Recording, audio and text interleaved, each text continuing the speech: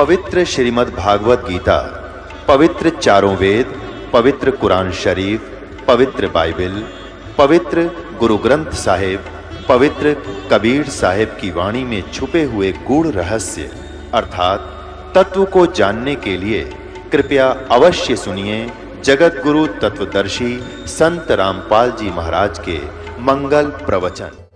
तीन लोक के भगवाना के 4 भुजा और 21 ब्रह्मांड के भगवान के 1000 भुजा। जैसे 4 हॉर्स पावर की एक मोटर हो और 1000 हॉर्स पावर की हो HP की, तो ज्यादा अंतर से बहुत गणा बिना गिनती का।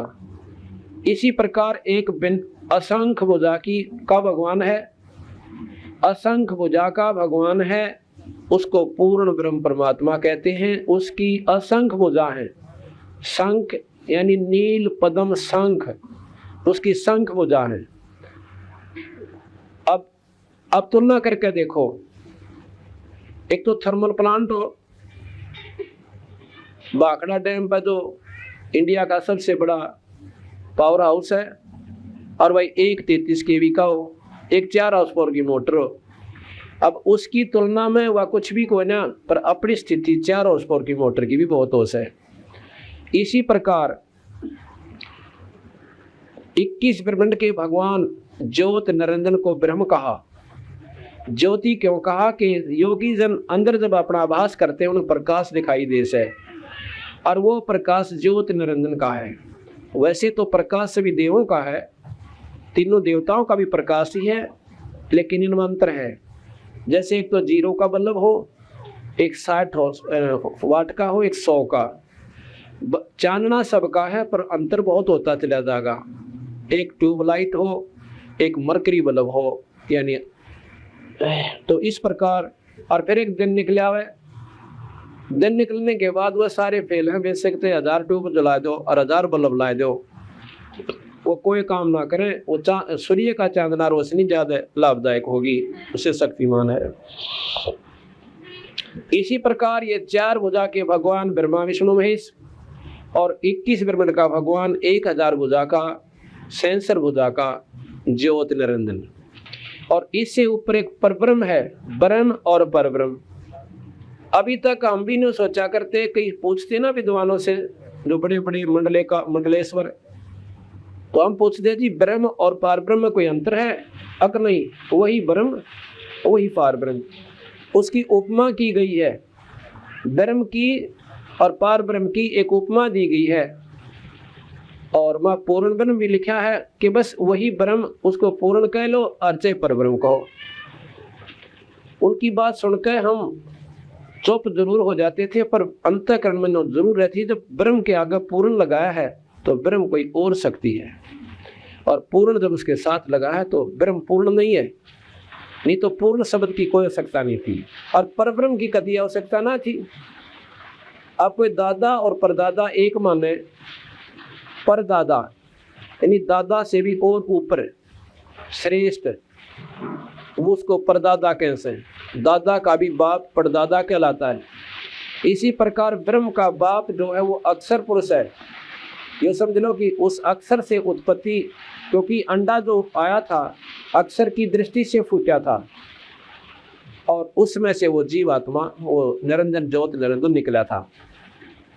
वैसे इसे पुत्र तो पूर्ण ब्रह्म का ही है, तो कहते हैं इससे ऊपर एक पूर्ण ब्रह्म शक्ति है। ज्योत निरंजन ब्रह्म, अक्षर पुरुष पर ब्रह्म, और पूर्ण ब्रह्म सत्पुरुष जो है वो पूर्ण ब्रह्म।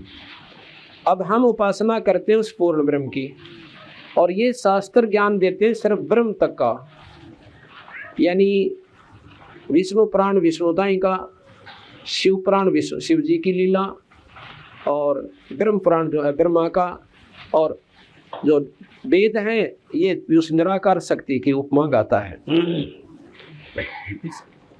तो इस प्रकार हमारे मन में उसको हमने बताया कि देख भाई, अगर ऐसा नहीं तो आप बताओ। अगदी ब्रह्म और परब्रह्म तो एक का बताओ है, एक नहीं हो सकता।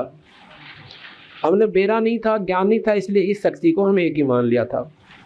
तो इस प्रकार जब हमने इन बातों का ज्ञान हुआ, जब पता चला कि ज्योत निरंजन यहाँ पर और ऑल डायरेक्टर हैं, इस 21 ब्रह्मांड में जो भी हो रहा है उसकी मर्जी से हो से, उसकी मर्जी के बिना एक पत्ता यहाँ पर नहीं हिल सकता। अब हम उपमा गाँव है क्योंकि 3 लोक के अंदर ब्रह्मा विष्णु में इसकी मर्जी चाल है, पर इतने चाल जैसे डिप्टी कमिश्नर की जितनी उसको दे रखी हिदायत और जितनी उसकी पावर्स है उनको खूब प्रयोग कर सके। और जब ऊपर से डायरेक्शन आ जाएगी उसकी वो शक्तियाँ निष्क्रिय होकर जो नए ढंग से उसको सरकार बोलेगी, मुख्यमंत्री आदेश देगा, वो करना पड़ेगा, अपनी शक्ति दूर कर देगा। उस पर मुख्यमंत्री के हुक्म बिना वो पत्ता नहीं हिला सकता डिप्टी कमिश्नर। तो वो विशेष परिस्थितियों में मुख्यमंत्री ऐसी हस्तक्षेप किया करता है, बाकी वो फुल फ्लैज से डीसी अपना करता रहो। जो उसको हिदायत दे रखी है, जो उसकी कर्म क्षेत्र यानी उसकी शक्ति का क्षेत्र बना रखा है, उसकी पावर का जो लिमिटेशन बना रखी है, सीमित सीमा दे रखी है, उसमें वो खूब अपना काम करो, वहाँ पर फिर उसके हुक्म बिना पत्ता नहीं हिलता। तो यहाँ पर 3 लोक में ब्रह्मा विष्णु महेश इतने ही काम को सुचारू रूप से करेंगे जितनी उनकी उनकी शक्ति का जो सीमित सीमा है उससे बाहर वो नहीं कर सकते, उतने में वो पूर्ण शक्तिशाली है। उसको सर्वशक्तिमान भी कहते हैं क्योंकि 3 लोक में सर्वशक्तिमान ब्रह्मा विष्णु महेश तीनों देवता हैं। 21 ब्रह्मांड में सर्वशक्तिमान ज्योति निरंजन है और भाई और आल सब के ऊपर पूर्ण ब्रह्म परमात्मा। वैसे बीच में परब्रह्म रह गया, ये परब्रह्म भी उस सत्पुरुष का ही अंश है। इसमें 7 शंख ब्रह्मांड का वो मालिक है परब्रह्म। 7 शंख, नील पद्म शंख। और कबीर साहब और आल ब्रह्मा जो परमात्मा है सत्पुरुष, वो पूर्ण ब्रह्म, वो असंख्य यानी बिना गिनती के ब्रह्मांडों का, और साथ में ये 3 लोक थे उसकी तुलना में ऐसे हो गए जैसे 4 हॉर्स पावर की मोटर और उस थर्मल प्लांट के सामने जो कि भाखड़ा डैम पर बन जैसे, और जैसे सूरज के सामने 0 का बल्ब, 100 का बल्ब और 1000 का भी हो, और चाहे कितना ही लाख ला दो यहाँ पर उस सूर्य की रोशनी के बराबर वो नहीं हो सकते। इसी प्रकार उस पूर्ण ब्रह्म परमात्मा की शक्ति के सामने ये सभी शक्तियां फिर निष्क्रिय हो जाती हैं जब उनसे संपर्क हो जाता है। जैसे सूर्य उदय हुआ और ये सब जितने भी कृत्रिम जो बनावटी हमारे चांदने थे खत्म हो गए, और ये भी कृत्रिम लोक हैं। गरीबदास जी महाराज कहते हैं कि कृत्रिम जीव बुलाने भाई और निज घर की तो खबर न पाई। ये कृत्रिम जीव है, ये बनावटी सारे, ब्रह्मा विष्णु महेश भी बनावटी है। गीता जी में भगवान कृष्ण ने साफ लिखा है कि एक ब्रह्मा की दिन रात में, एक रात्रि में 1000 चतुर्युगी पूर्ण होती है।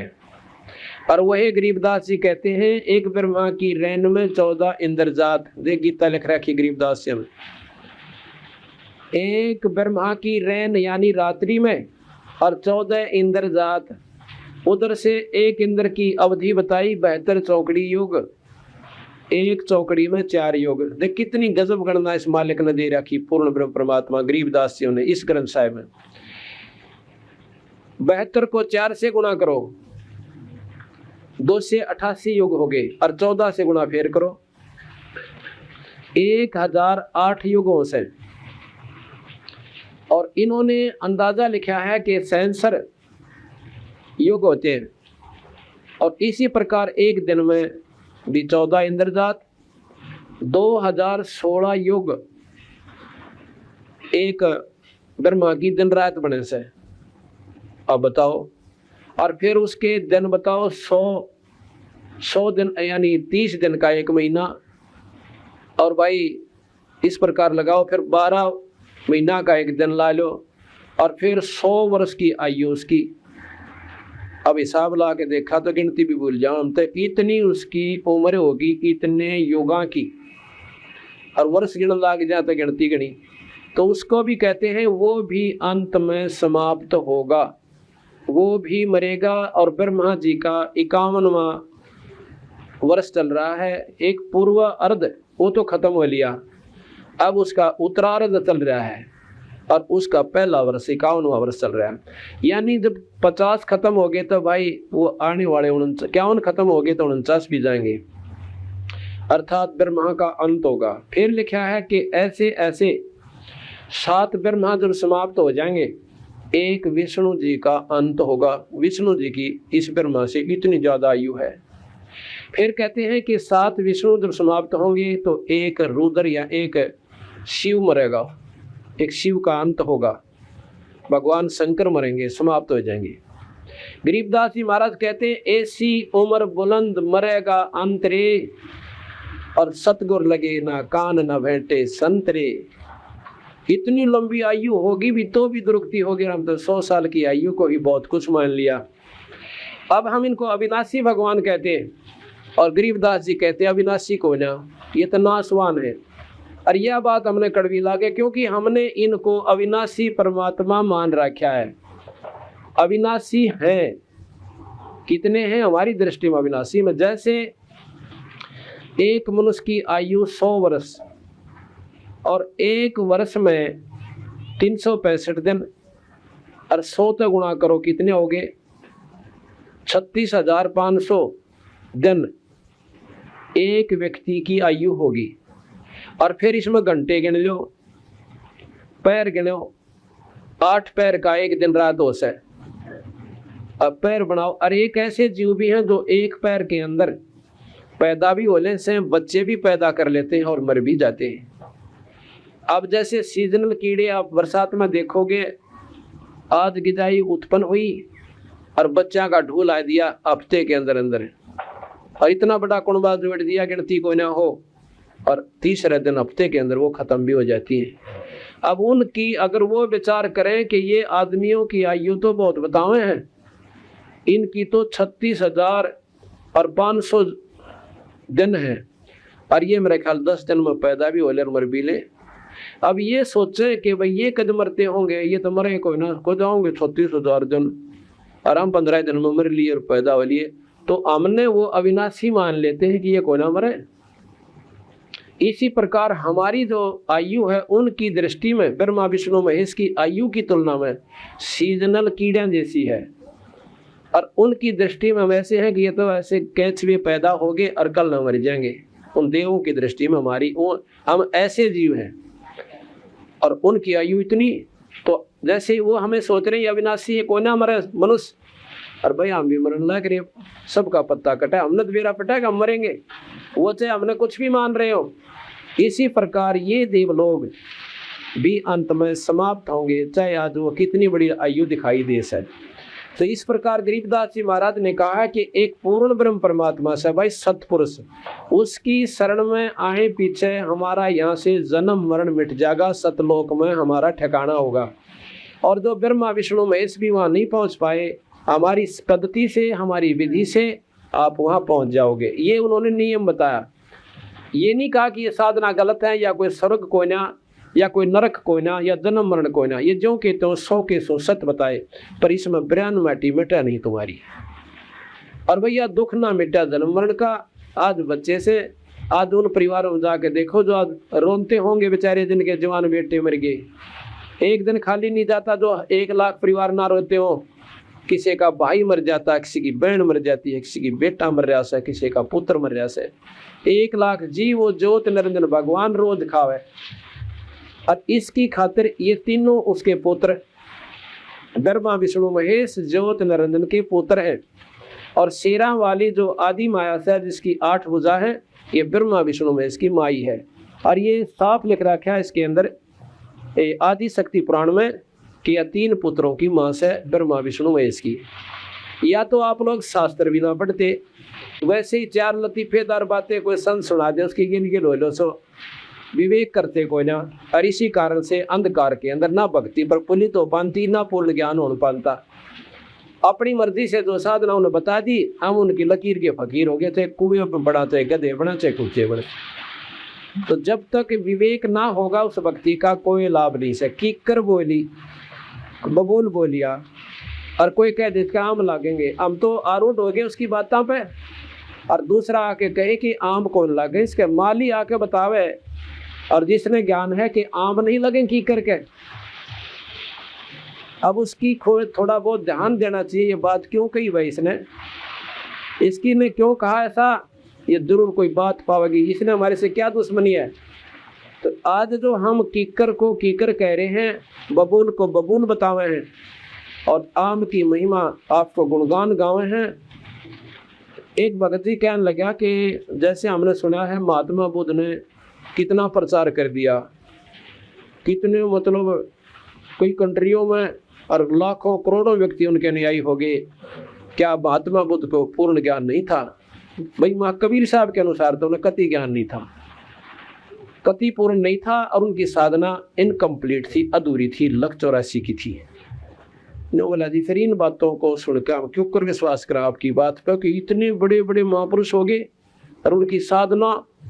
मैं बोला एक बात बताओ, कोई कहे कि इन 25 किला में ये पेड़ खड़े हैं और आप बताओ इसमें क्या आम को ना, अब जिसने नो बेरा है कि ये कितना जाटी खड़ी से कहीं पर बड़बेरी है और कितना बबूल यानी कीकर है और झाड़ बोझड़े खड़े से, और वो आदमी घूम फिर कहने कह दे इसमें आम कती नहीं, आम का पौधा कोई ना, और उसकी बात ने वो मूर्ख नो कह छोड़ दे, जब इतने विस्तार में और इतने वृक्षों में कोई आम कोई ना, आम है नहीं होता तो जरूर बता देता मैं। इसी प्रकार और पेड़ बहुत है पर आम नहीं है, तुम आम को कि इसमें आम है और हम कहीं इसमें आम कोई ना, इसलिए साधना का अंतर है, आपने समझ में लिया। तो उस भाई को बहुत इस बातों का सुनकर काफी असर हुआ, तो उसने कहा आगे फिर हम बताना चाह रहे थे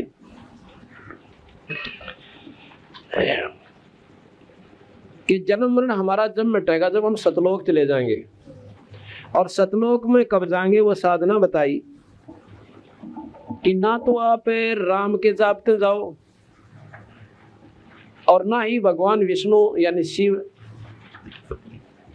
या ब्रह्मा जी के विष्णु के, ना माता के जापते और ना ही कीर्तन करता है और ना ही गीता जी का रोज पाठ करता है या भागवत की कथा सुनता है। तो वो कौन सा नाम रह गया कि ना तो विष्णु जी के नाम तो सतलोक जा सकते, क्योंकि सतलोक में ये खुद देखो ना, ये स्वर्गताई के देवता, और स्वर्ग आपको बताया था कि स्वर्ग वो स्थान है स्वर्ग। गरीबदास जी महाराज ने देखो ना, ये मौका हमें 7 दिन में पूरा पहलू के ऊपर न्यारे न्यारे विस्तार पूर्वक वर्णन दिए जाएंगे। स्वर्ग की क्या परिभाषा है? स्वर्ग तो वो बताया कि ऐसा स्थान है जहां पर बहुत सुख सुविधा उपलब्ध है। उसमें लिखा है कि जो व्यक्ति कल्प वृक्ष के नीचे बैठकर जो कल्पना करता है उसकी मनोकामना पूर्ण हो जाती है। वहां पर कामधेनु है और उनसे जो खाद्य पदार्थ मांगते हैं उसी समय ऐसे थाल परोस कर आ जाता है। और कल्प वृक्ष है, वहां पर सारे साधन हैं, गंदे से गंदे और अच्छे से अच्छे, नाच गाने, सारा सौदा मदरा पान कुछ भी करो, वो सारी सुख सुविधा वो प्राप्त कर सकता है स्वर्ग में गया हुआ व्यक्ति, वो हंसात्मा। लेकिन साथ में ये बताया है कि वो स्वर्ग में आपके पुण्य अक्षीण हो रहे हैं। स्वर्ग को गरीबदास महाराज ने, कबीर साहब ने ऐसा बताया है जैसे एक बहुत प्रसिद्ध रेस्टोरेंट हो और उसमें सारी सुविधा उपलब्ध हो, और जो व्यक्ति उसमें जाएगा वो जाएगा तो साहूकार होगा, कंगाल ने तो उसमें बड़न भी कोई ना दे, उल्टाता आ जाएंगे। तो अंदर जब जाएगा और अपनी जेब देख कर जाएगा कि हाँ मेरे जेब में 10,000 रुपये, ऐसे ऐसे होटल बताते हैं कि एक दिन रात का खर्चा 50-50 हज़ार रुपये खर्च के रहते हैं ये पैसे वाले लोग, क्योंकि वो साहूकार है, वहाँ गरीब नहीं जा सकते। तो यहाँ पर जिन्होंने विष्णु शिव और ब्रह्मा जी और माता की खूब साधना कर ली, उनके नाम पर दान धर्म कर लिया, खूब दान किया, तो वो स्वर्ग में चले जाएंगे, वो साहूकार हो गए। और वहाँ पर जाके वो साहूकार अपने ही पुण्यों के बदले में वहाँ मौज मारे होंगे।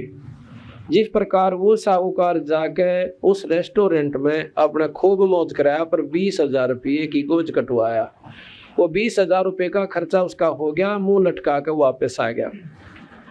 इसी प्रकार स्वर्ग के अंदर ये प्राणी चला जाता है और अपने पुण्यों को खा कर वापस फिर मर्त मंडल में आ जाता है। और यही गीता जी में भगवान कृष्ण ने कहा है कि अर्जुन, यहाँ पुनों को स्वर्ग में भोग कहिए, प्राणी वापस मृत मंडल में लख 84 भोगनता ही आ जाता है। बता भाई, हमने इस गरीबदास जी ने की नारी बता दी, सत कहा, और इससे स्वर्ग से ऊपर और जगह बताई कि वहाँ पर हमारे पुण्य क्षीण नहीं होते। वो हमारा अपने पिता का घर है जहाँ से हम सब जीवात्मा आई हैं, वो सतलोक कहलाता है। और सतलोक से ऊपर 3 लोक और हैं। कई भाई ऐसे कहें जी आपकी कैसेट सुनी, कईया ने नो बोले थारे गुरु जी तब सतलोक ताई जाना है, आगे का तो बेरा है कोई ना, वो तेरा बड़ा सतलोक तीन पहुंच लिए सारे, आगे ही कसर रह रही से। सतलोक से ऊपर एक अलख लोक है, एक अगम लोक है, अगम लोक से ऊपर एक अनामी लोक है, उसके ऊपर कोई लोक नहीं है। अनामी यानी जिसका अवर्णनीय। गरीबदास जी महाराज, ये कबीर साहब की वाणी में सारे के सारे लोक, और गरीबदास जी भी कहते हैं वो अगह है, अथ है, अब है, यानी अब कहें अवर्णनीय, अनामी जिसका वर्णन न किया जा सकता। तो सतलोक में जब हम चले जाएंगे तो हमारा जन्म मरण नहीं होगा, और वहां पर ऐसे ही हमारे न्यारे न्यारे अस्तित्व होंगे, वहाँ हंस आत्मा होंगी। ये 5 तत्वों का शरीर या 9 तत्व का शरीर नहीं होगा, सूक्ष्म शरीर, कारण, कवल्य, ये सब खत्म हो जाएंगे। इस आत्मा का अपना एक न्यारा अस्तित्व है। इसका असली स्वरूप 16 सूर्य के प्रकाश जितना है। जैसे मनुष्य शरीर है, और उसमें इसी ऐसा शरीर बन जाएगा तेज पुंज का। अब ये 5 तत्व का है, ये 5 तत्व इसमें दिखते हैं को ना, पर इसका ये अवस्थित हो जाऊँ का, तो इसमें हवा, अग्नि, मिट्टी, वायु, जल, ये सारे मिला रखे, आकाश, पर दिखते तो कोई ना। पर यह चीज़ नहीं की बनी हुई, कितनी सॉलिड है, पक्की है, घूम रहे फिर रहे, यानी हमारी दृष्टि से बढ़िया है। इसी प्रकार उस तेज पुंज से वो शरीर मिलेगा, वो ऐसा शरीर होगा 16 सूर्य जितना उसकी रोशनी होगी, पर गर्मी ना होगी, और उसमें ना कोई दुख होगा, ना शरीर में कष्ट, ना गोड्य दुख, ना शर्मा भड़क, ना कैंसर, कुछ भी नहीं हो सकता, ना द्वेष उत्पन्न हो। वो मेर की लहर हरदम उस जीवात्मा में, उस हंस आत्मा में बनी रहती है। तो उनको परम हंस की संज्ञा दी गई है। तो जब हम वहाँ पहुँचे, जैसे भी हम इकट्ठे हो गए, बेटा बेटी हो गए, पहले हम आए, हमने नहीं बेरा था, हम कहाँ पैदा होंगे, जन्म हो गया अपने कर्म अनुसार, और फिर नो भी ना बेरा था हमारी शादी किसके साथ होगी और कहाँ जुगाड़ जुड़ेगा, वो भी जुड़ गया। फिर नो भी ना ज्ञान था कि हमारे लड़के होंगे, एक लड़की होंगी, वो भी कर्म संस्कार से आप पर जुड़ गया। आगे काम नहीं बेरा, हम इनके साथ कितने दिन और रह पाएंगे, वो भी आप पर होगा, क्योंकि संस्कार पहले लिखे हुए। इसी प्रकार जो विधि हम बताएंगे, ऐसा बंदी छोड़ भगवान कबीर साहब गरीबदास जी ने बताया कि इस विधि से जो हम कहें करे जो कोई, और मन धारे सो देखे, ये लक्षण योग लखाऊं निर्गुण, फिर बहुर दरैनी बेख है। ये बहुत गहरी वाणी। बेख मतलब बेख कहें, जैसे योग दूसरे संत लाल कपड़े पहन लें, वो कहते हैं ना भेख बना लिया न्यारा। अब ये कपड़ा है, शरीर भी एक कपड़ा से, कहते दोबारा इस कपड़े को नहीं प्राप्त करेंगे, जन्म मरण नहीं होगा, बहुर दरैनी बेख है। यानी दोबारा ये हम बेख धर रहे, तो हम मनुष्य का धर रहे हैं, और फिर कुत्ते का बेख धर लेंगे, ओलिया बिगाड़ लिया, कहते फिर तुम्हारा जन्म मरण नहीं होगा। जो हम कहें करे जो कोई, जो हम कहें ऐसे कर लो। ना तपस्या करनी, ना धोना बगात फूकना, ना उपवास रखना, ना श्राद्ध करने, ना कनागत रखने बनाने, ना ग्यास और ना मंगलवार और ना शुक्रवार, कोई व्रत नहीं रखना। एक बंदी छोड़ का नाम और भाई धर्म का काम, साल भर में एक बंदी छोड़ का अखंड पाठ बस। और साल भर में जैसे अपने संत समागमों उन्मादते रहना। जितना भी आपसे मान ले कोई गरीब आदमी से भाई धन नहीं है उसके पास, देना कोई बड़ी बात नहीं, आज से की हुई सेवा उस धन से भी ज़्यादा काम करेगी, क्योंकि उसकी कसक परमात्मा में 100 की 100 है। जिसने अपना शरीर सौंप दिया तो बाकी के रह गया। और भाई दोनों कर सकते हो, ये आपको आगे मान लो जन्म पूरा आपका अगला जन्म होगा, मुक्ति ना हो पाई, अगले जन्म में यह समस्या तो मिट्टी पाओगे जो धर्म पुण्य कर रहे हैं कि भाई नौकरी आज ऐसी ऐसी बहनें जो आज से 20 साल पहले मास्टरनी लाग गई या कोई और नौकरी प्राप्त करी, और 20 साल पहले तो लड़कियां ने पढ़ाया भी ना करते, वह क्यों पढ़ गई भाई? उनने पाछा पुनदान कर रखा था और मौज मारी, और जिन ना कर रखी तो वही गोबर बटोले जड़े ढोल लाग रही। तो अपना दिया हुआ छानी नहीं रह सकता, तो कम से कम उसका अब जितने भी हम नौकरी प्राप्त भक्तजन है, आखिरी कफन ताई का प्रबंध भगवान ने पहले कर दिया, क्यों न दान कर रखा पाछे। इसी प्रकार देते को हर देता है जहां तहां से आन, और ना दिया फिर मांगते फिरियो परमात्मा सुने नहीं कान। ठीक है, आपका जन्म दूसरा हो जाएगा मनुष्य का, और जो दान नहीं करे फिर दिक्कत बनी रहेगी, वह समस्या फिर धन की फिर बनी रहेगी। जिन्होंने अब पुण्य कर दिया खुले हाथ हैं और अपना भजन भी करें जाओ, और धर्म करते धन नहीं घट सकता अगर नाम लेकर करे तो, ये नियमित बात से।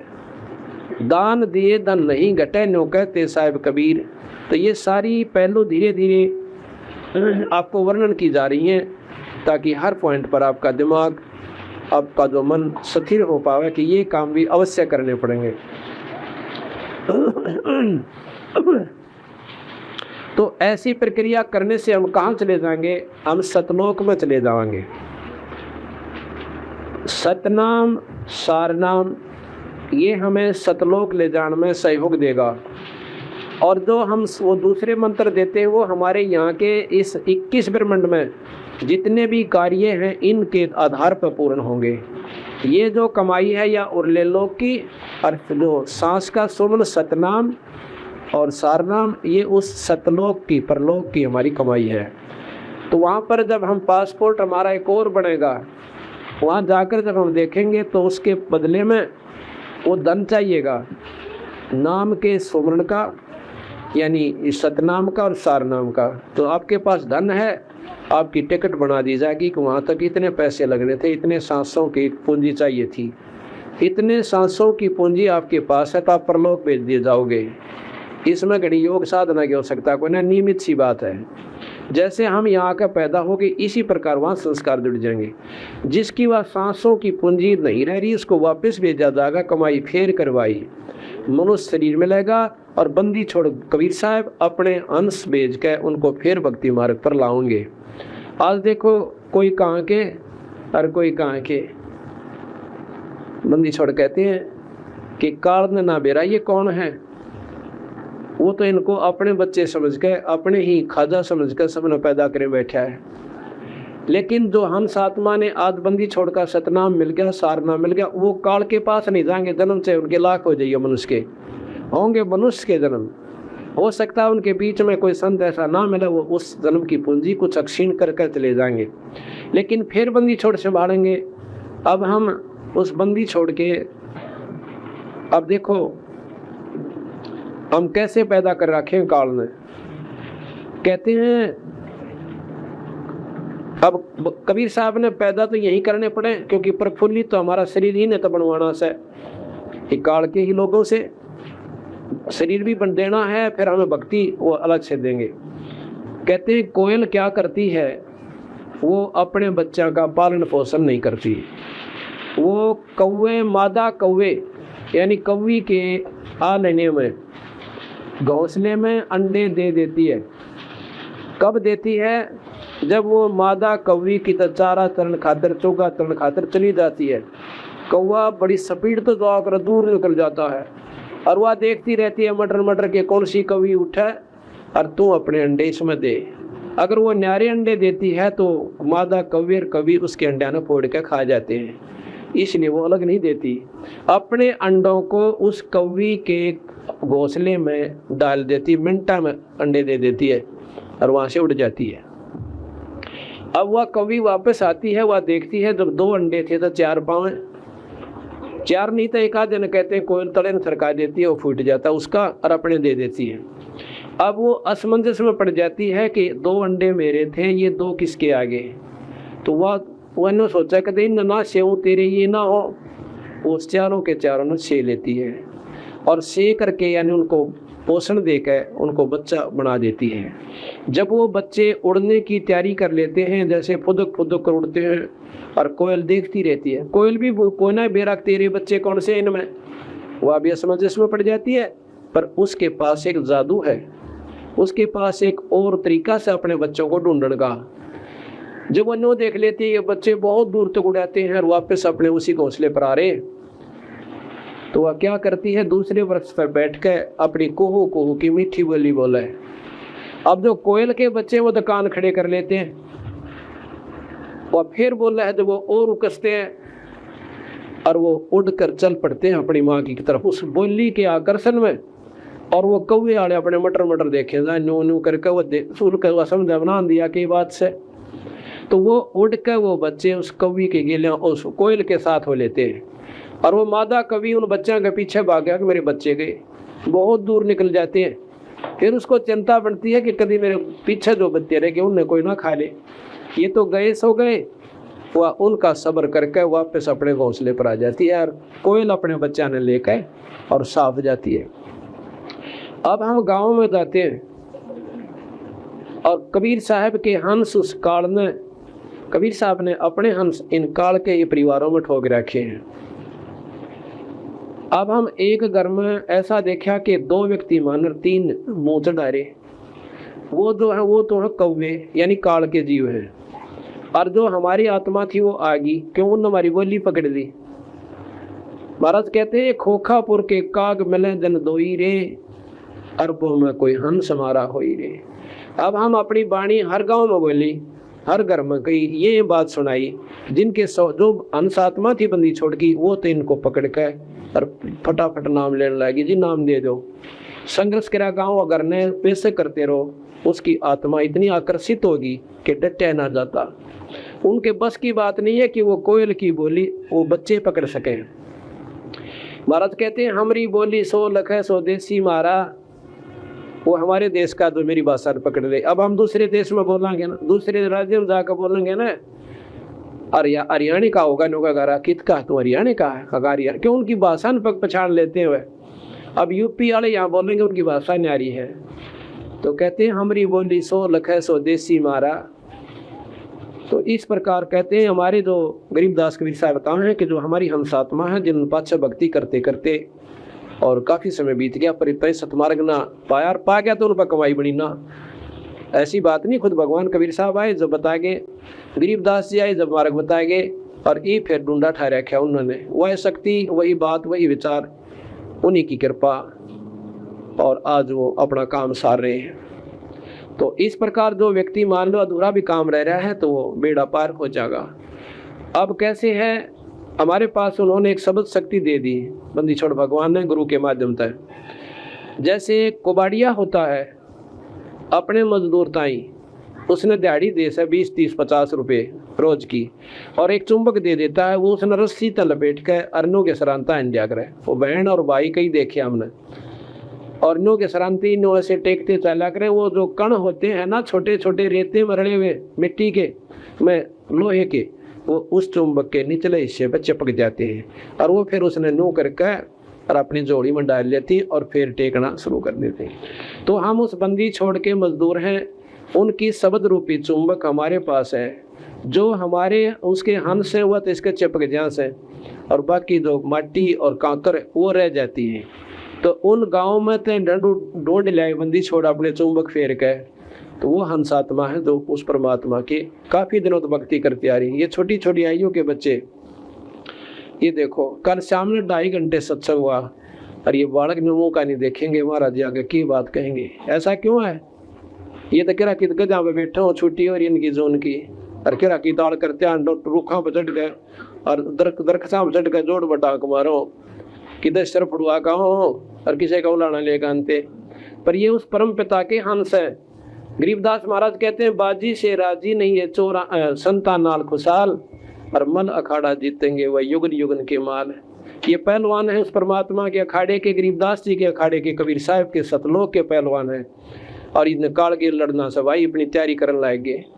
अब तैयारी की है, भगवान की नाम की शक्ति आ जाएगी और न्यो ज्ञान हो जाएगा कि हमने स्वर्ग ना चाहिए, हमने ना तो राज चाहिए ना स्वर्ग चाहिए, हमने तो अपना सतलोक चाहिए। इतना अंतःकरण में हमारे बैठ जाएगी यह बात, तो फिर हम यहाँ से क्या होता, बीच में बड़ी ठगोरी है। इतनी ठगी बताई गरीबदास ने, तो उसमें कहा कबीर साहब ने, मत लुटे रे हंस रस्ते में। अब रस्ते में लुटाई ज्यादा बनती है। अब हमने नाम ले रखा, जैसे 7 मंत्र हम करते हैं, ये इतने उत्तम मंत्र हैं कि गिनती नहीं हो सकती, इनकी इतनी कमाई बन जाएगी।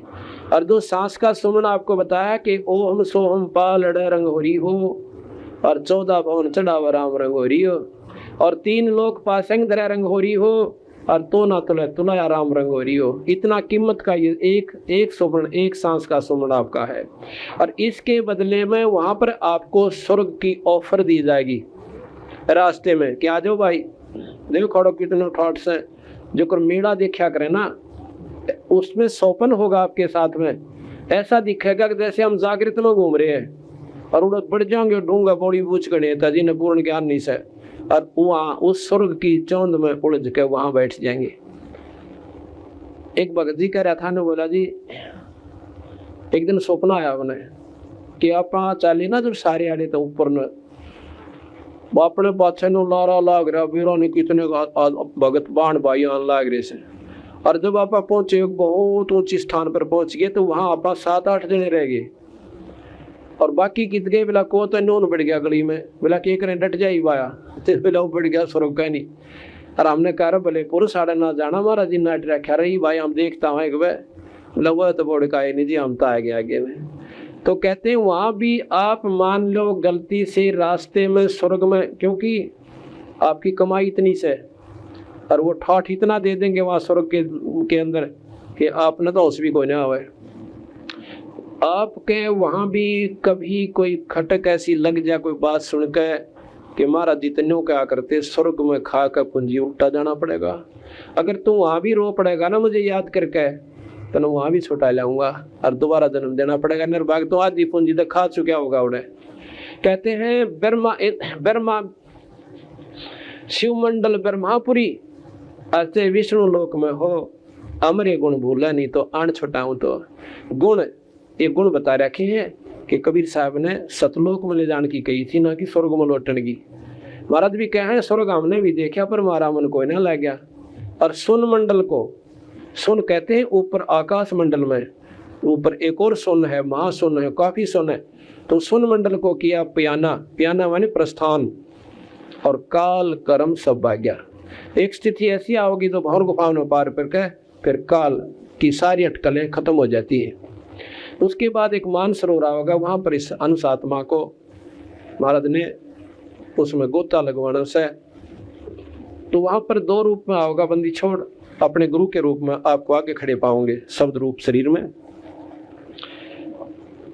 तो वहां जाकर के आपको उस सतलोक मान सरोवर में नहाने के बाद आपके जो अंतिम अंतःकरण जितने भी शरीर से वो सब खत्म हो जाएंगे, जैसे कांतड़ी सी छूट जाएगी, और असली स्वरूप आपका हमारा वहां पर प्रकट होगा, जिसमें 16 सूर्य का प्रकाश होगा। उसके बाद विक्षेप रहित ये प्राणी होकर, और वहां पर जब देखेगा नीचे न, ये शरीर ऐसा लगेगा जैसे सूर्य का घर होया करे। सूर्य का जो घर होता है देखा होगा, वो 2-3 फुट का ऊंचाई, और उसमें और कीचड़ से बना दिया कर उसने, और बड़ा प्यारा गोबर खाए जा। तो ऐसा ये मृतमंडल स्वर्ग दिखाई देंगे उस बंदी छोड़ के सतलोक की तुलना में। गरीबदास जी कहते हैं इंद्र दा राज काग दा बेस्टा, इंद्र यानी स्वर्ग का राजा काग की बीट समान बता सतलोक की दृष्टि में की तुलना में। तो इन बातों का हमने जब ज्ञान होगा तो वही स्मारक पर सच्चे ढंग से लग जाएंगे।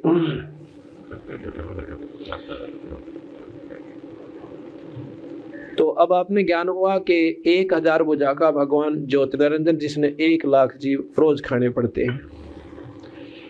क्योंकि ये सृष्टि रचना हम आपको सुनाएंगे। सृष्टि रचना के बाद जब हमारा अंतःकरण में ये बात जमा होगी कि महाराज सच्ची कैसे, कि इस काल में हमारे साथ कैसे छल किया है, क्यों किया है, क्योंकि इसने 1 लाख जीव रोज खाने पड़ते हैं। और 1 लाख क्यों खाने पड़ते हैं, वो सृष्टि रचना से ज्ञान होगा। तो वो भगत जी कहने लगा कि एक बात बताओ,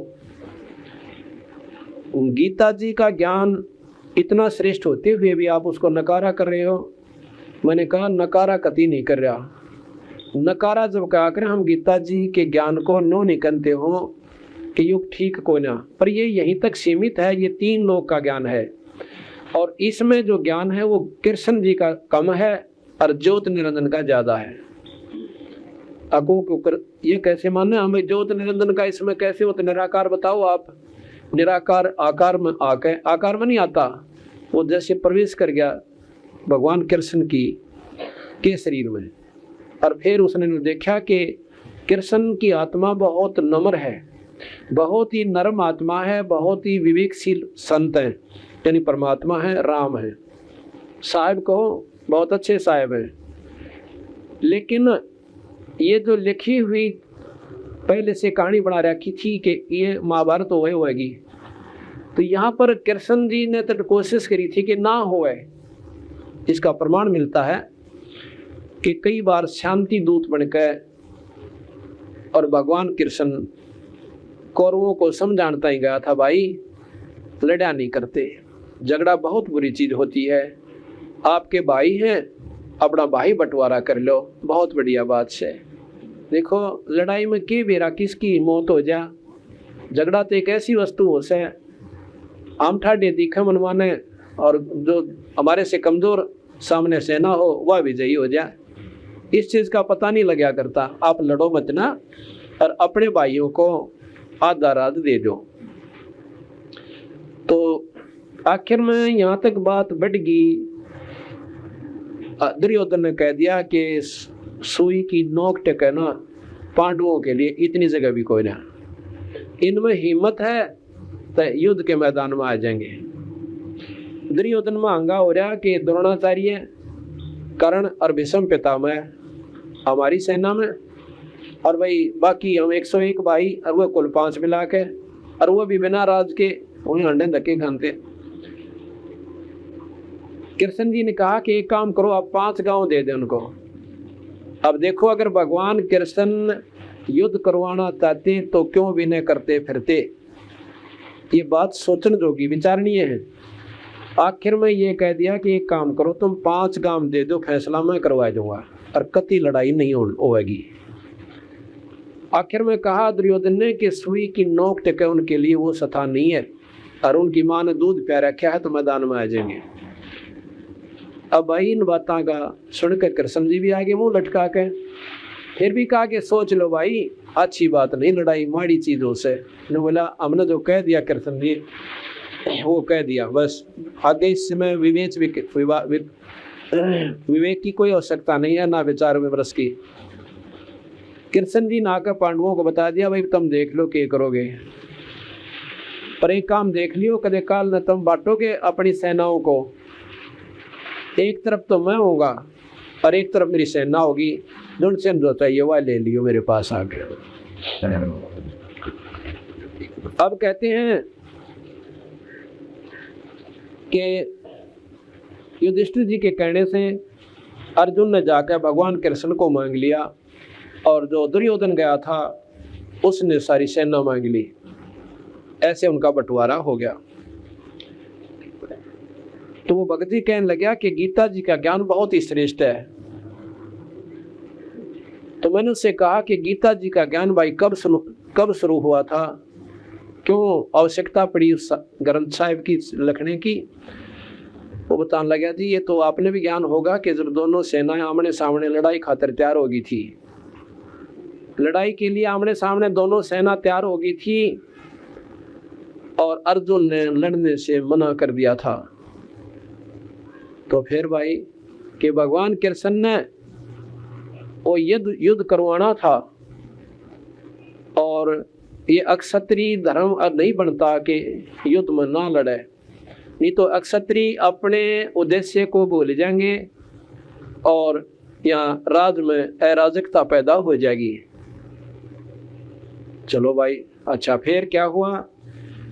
कहते हैं दोनों आमने सामने सेना खड़ी, और चार दोनों तरफ से शंख बाजे और बाजे बाजन लागे। क्योंकि वो क्यों बजाए जाते हैं? जैसे कमजोर आदमी हो ना थोड़े से दिल का, वो भी एकदम आवासी भर जाकर उस मरने लड़ने कटने तैयार हो जाता है, ऐसे ढंग के बाजे होते हुए बुझाव फड़क जाती हैं। जो शूरवीर होते हैं उनकी लड़नताई। अर्जुन बोला कि एक बार ऐसे करो हे माधव, मेरे रथ को और दोनों सेनाओं के बीच खड़ा कर दे और मैंने देखो कि मेरे लड़न के काबिल कौन से योद्धा हैं, उनके निशाने में देखे हूँ एक बार, और फिर बाद में आप संवार दूंगा। मैं कहते बीच में जाके खड़ा हो गया, रथ जाकर रोक दिया।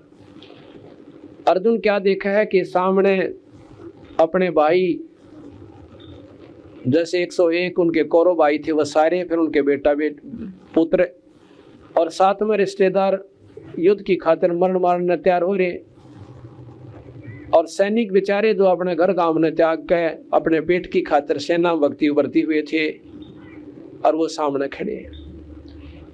तो अर्जुन के विचार करता है, उसके मन में एकदम दया भावना उत्पन्न होगी और ज्ञान उत्पन्न हुआ।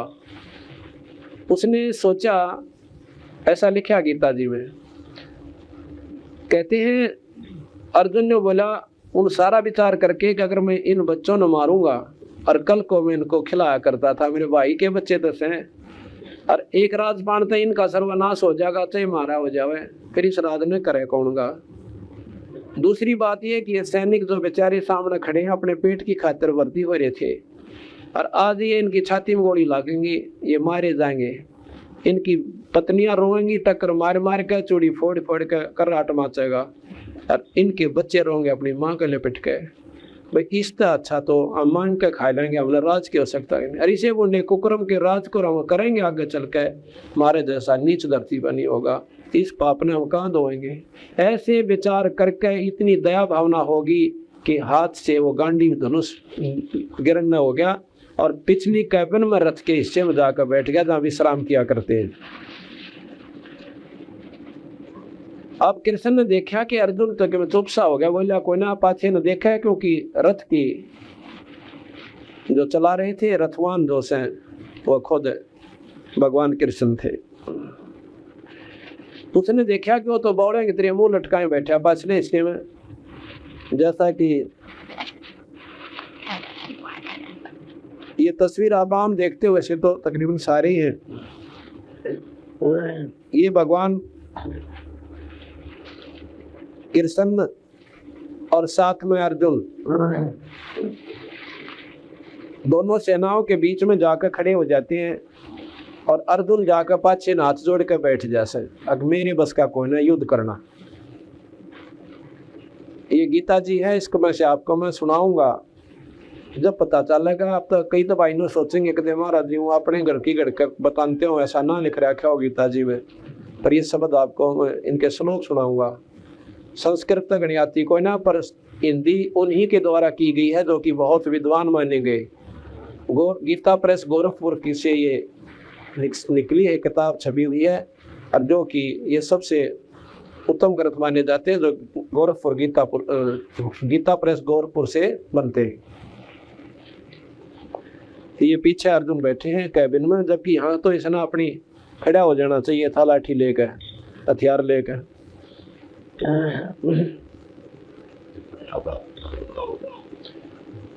तो अर्जुन कति नाट गया था लड़नता है, इसका मतलब था अर्जुन मना कर देता है तो लड़ाई कति ना हुआ, युद्ध समाप्त हो था।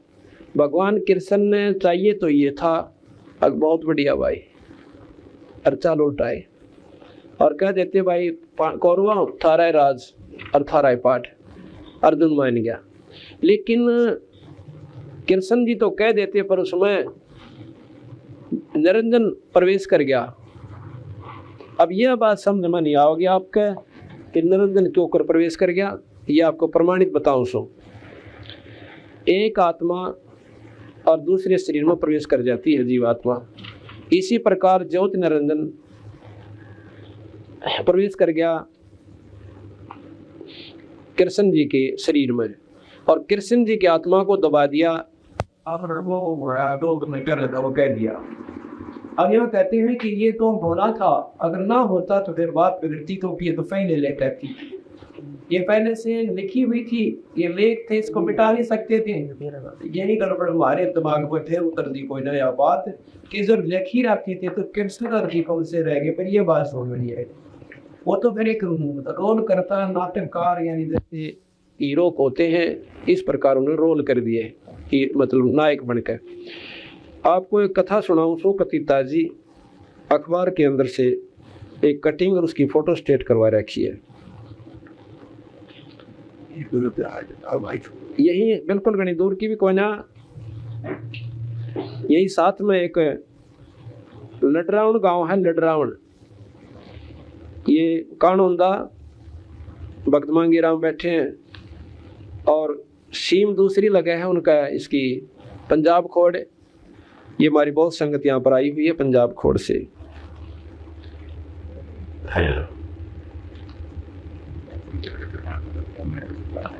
उसमें एक व्यक्ति है, उसकी लड़की का नाम है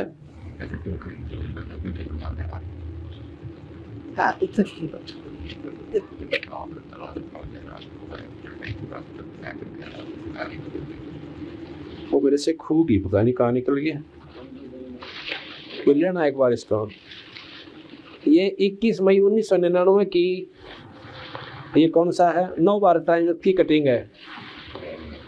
और ये तो अब ताजी है, कहीं भी पुरानी कोई ना।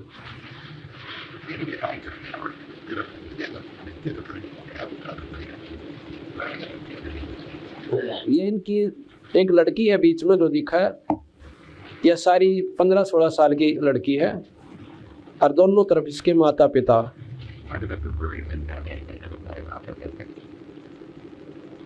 इसके बारे में आपको पढ़ कर सुनाऊंगा इसमें जो की तो। इसमें ये है कि एक जीवात्मा यानी जो या मनीषा थी, ये छत पर क्रिकेट खेल रही थी। 15-16 साल की आयु की लड़की थी, ने अपने भाई बहन हम खेल लग रही थी। हो गया भाई, तो ये छत पे से गिर के और शरीर छूट गया, मर गई या फूक फाक दी। देख या ऊपर थी तो बना पाई फाक वो फूक दी। उसके बाद कहते हैं एक मंजू नाम की लड़की लडरावण गांव में, अनपढ़ लड़की यानी थोड़ी बहुत पढ़ी लिखी होगी, 5-7 क्लास पढ़ी हुई, और गांव की देसी भाषा बोले 5-7 साल की लड़की को, 5वीं 6वीं 7वीं क्लास की लड़की को ज्यादा वो नहीं होती। पहले तो मैं इसको सुनाता हूँ और फिर आपको बताऊंगा। चर्चा में है मंजू से मनीषा बनी, वह किशोरी। ये बीच में जो लड़की दिखी थी या मंजू थी और अब मनीषा बताती है अपना नाम। निकटवर्ती गांव लडरावण में, बहादुरगढ़ से यह प्रेस में छपा है।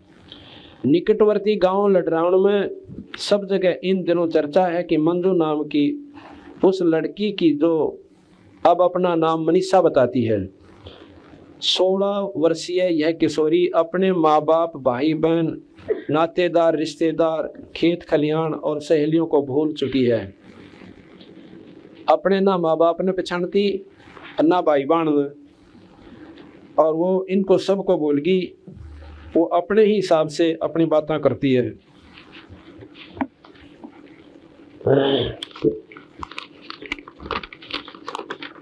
इसमें थोड़े मोटे आ गए, ये पढ़ता हूँ। बोल चुकी है ईश्वर ने उसे मृत मंजू के शरीर में प्रवेश कर जाने का आदेश देकर यहाँ भेजा है। ईश्वर ने उसको मृत मंजू के शरीर में प्रवेश कर जाने का आदेश देकर यहाँ भेजा ताकि मंजू के माँ बाप उसकी मौत पर दुखी ना हो। ये अपनी टिप्पणी देता है ये लेखक। सच्चाई क्या है वो हम बताएंगे। मंजू मर चुकी है, वह मनीषा है, यानी शरीर मंजू का, और जीवात्मा यानी शरीर में इस मकान को कब्जा कर लिया मनीषा ने। मंजू के शरीर पे यानी इस मकान पे, इस सराय पे कब्जा कर लिया मनीषा ने। मंजू के पिता अजीत एक अनपढ़ किसान हैं। वे खुद अपनी बेटी के साथ हो रहा है इस हैरत अंगेज परिवर्तन से बहुत परेशान है। उनकी खुद समझ में नहीं आ रहा कि 7वीं कक्षा में पढ़ने वाली उनकी बेटी अचानक कैसे एकाएक शुद्ध हिंदी और अंग्रेजी बोलने लगी, जबकि अभी तक तो वह हरियाणवी ही बोल पाती थी। उसका पहनावा भी बदल गया है, वह अब एकदम शहरी शानो शौकत वाली लड़की बन गई है। मंजू अब अपने पिता का नाम राजवीर बताती है, जबकि माँ का नाम कमला, और भाइयों का नाम संदीप और प्रदीप बताती है। वह बताती है कि वह जयपुर के बाल ज्योति स्कूल में 7वीं कक्षा में पढ़ती थी। रीना उसकी सबसे प्यारी सहेली थी। उसका पिता सेना में हवलदार और माँ टीचर है। ये लोग राम बाबू गली में अपने मकान में रहते हैं। 12 मई को छुट्टी होने पर, इसी महीने में 12 मई को छुट्टी होने पर वह अपनी दादी के पास चिराग दिल्ली आई थी। ये मनीषा बता रही है जो मंजू के शरीर में।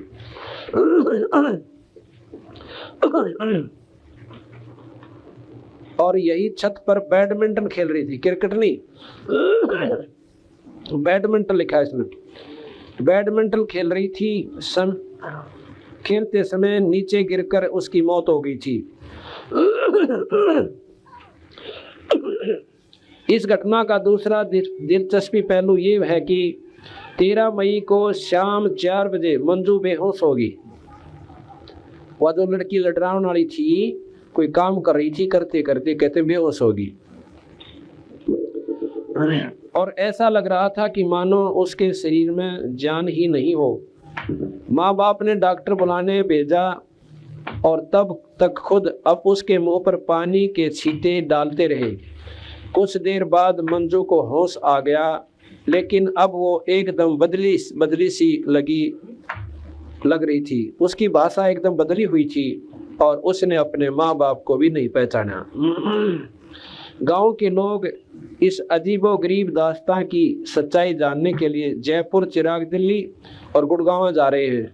मंजू अपने मामा का नाम रमेश बताती है जो गुड़गांव में रहती है। अब ये तो बहुत ही ताज़ा घटना से जो आपके सामने है कि एक जीवात्मा दूसरे के शरीर में यानी इसमें प्रवेश कर गई। अब हम आपको गीता जी का वो सुनाते हैं, थोड़ा सा ज्ञान, ताकि इग्नो ना सोचें कि भी इनको कदे गीता जी में लिखे ना रखा हो।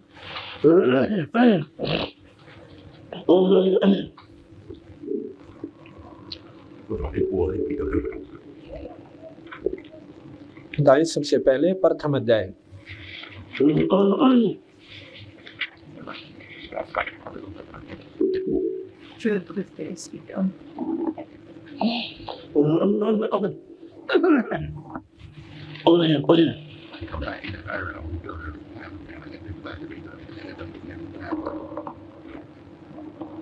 ये 21वां श्लोक है कि उससे पहले तो धृतराष्ट्र संजय की आपस में वार्ता चल रही है।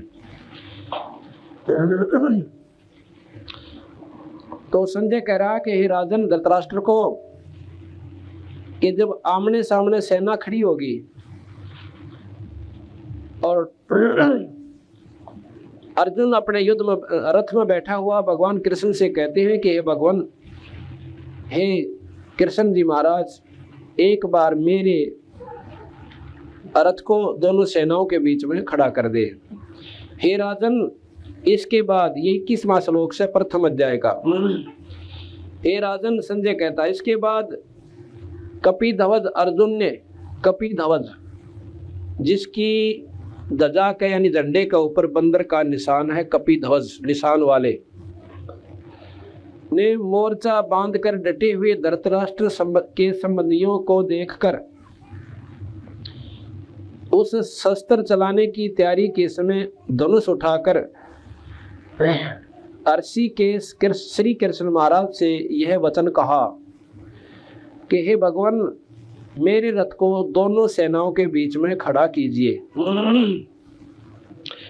प्रथम अध्याय का 22वां श्लोक है।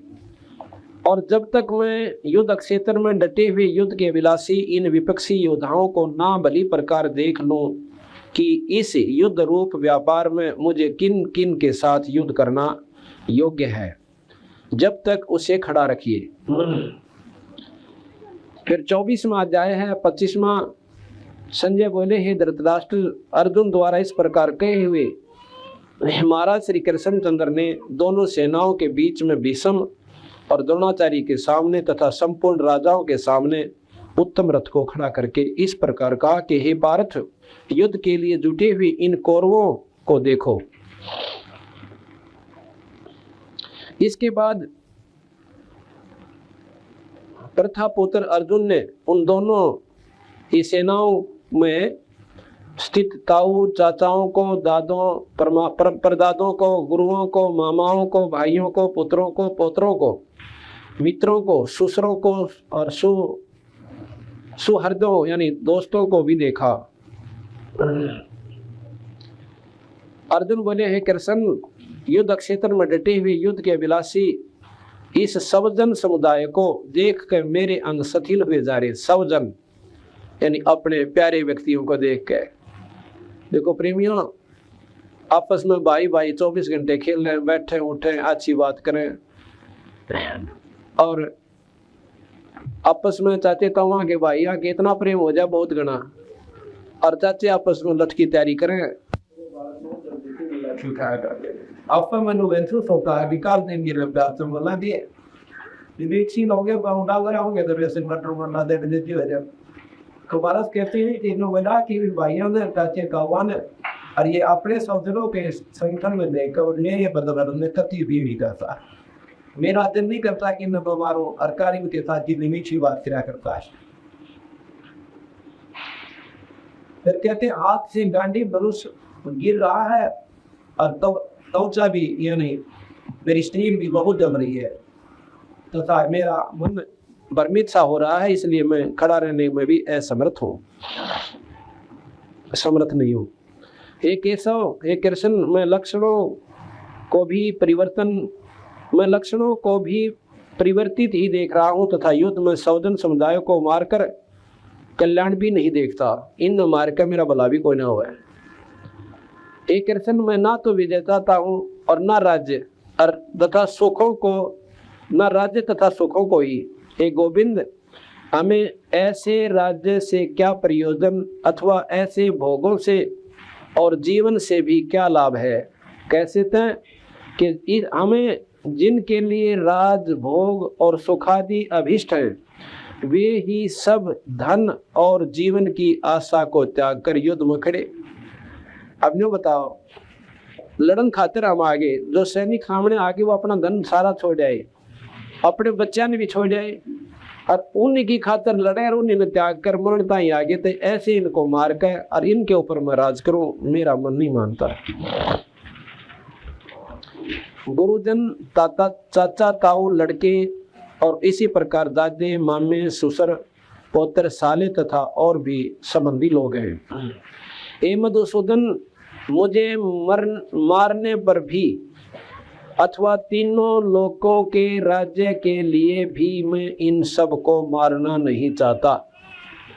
अर्जुन ने कितना गहरी बात कैसे इसे सिद्ध होता है कि अर्जुन की आत्मा में दया परिपूर्ण थी और विवेक पूर्ण रूप से था कि भाई ऐसा जुल्म करने में क्या फायदा से, अगर मैंने 3 लोक भी कोई देना तो भी मैं कोई ना मारू। इतना अटूट फैसला अपना कति सुना दिया। कहते हैं हे मधुसूदन, हे कृष्ण, मुझे मारने पर भी इनको मार देने पर भी अथवा तीनों लोकों के राज्य के लिए भी मैं इन सब को मारना नहीं चाहता। और फिर पृथ्वी के लिए तो कहना है कैसे, इस छोटे से टुकड़े इंद्रप्रस्थ की खातिर इन मारो कति हाथ नहीं लाऊं और यो तेरा धनुष पड़ा। ये अपना अंतिम फैसला सुना दिया। अब कहते हैं हे जनार्दन, धृतराष्ट्र के पुत्रों को मारकर हमें क्या प्रसन्नता होगी। धृतराष्ट्र के पुत्र कौन थे? कौरव। और कौरव हालांकि उनके साथ कति अनहोनी कर रहे थे, मतलब नाक में दम कर रहे थे, उसके बाद भी उसके अंदर इतनी दया आ गई, अगर मैं तो मारता नहीं, इससे अच्छा अपना मांग का खा लेंगे तो वो बढ़िया से हमको नहीं लड़े, हम मजदूरी करके अपना जीवन निर्वाह कर जाएंगे। धृतराष्ट्र के पुत्रों को मारकर हमें क्या प्रसन्नता होगी, इन आतातियों को मारकर तो हमें पाप ही लगेगा। अतएव हे माधव, अपने ही बांधव राष्ट्र धृतराष्ट्र के पुत्रों को मारने के लिए हम योग्य नहीं है क्योंकि अपने ही कुटुंब को मार